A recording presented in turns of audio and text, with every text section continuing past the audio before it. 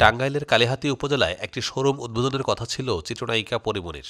গত 15 দিন ধরে মাইকিং করে এই খবর প্রচার করে অথেন্টিক প্রোডাক্ট হার্লেনের স্টোর নামের সেই শোরুম কর্তৃপক্ষ।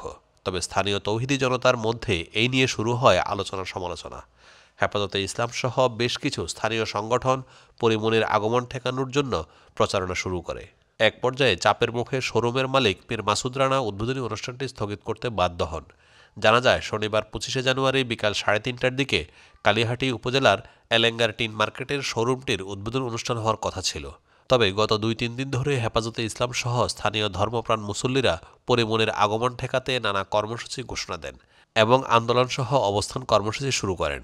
এতে চাপের মুখে শোরুম কর্তৃপক্ষ অনুষ্ঠানটি স্থগিত করেন। শোরুমটির মালিক মীর মাসুদ রানা বলেন, নায়িকা পরীমনির উদ্বোধনী অনুষ্ঠানে আসার কথা ছিল, কিন্তু হেফাজতে ইসলাম আন্দোলন শুরু করেছিল। তারা জানান, পরীমনি আসতে সমস্যা হবে। মসজিদে মসজিদে এই নিয়ে আলোচনা হয়েছে। হেফাজতে ইসলামের এক নেতা ফোন করে বিষয়টি জানান। পুলিশের পক্ষ থেকে নিষেধ করা হয়। আমিও কোম্পানির সঙ্গে আলোচনা করে তাদের সম্মানে অনুষ্ঠানটি স্থগিত করার সিদ্ধান্ত নিয়েছি। এই বিষয়ে কালিহাতী থানার ওসি মোহাম্মদ আবুল কালাম ভূঁইয়া বলেন, হুজুররা কিছু সমস্যা সৃষ্টি করেছিল, পরে কর্তৃপক্ষ উদ্বোধনী অনুষ্ঠানটি স্থগিত করেছে।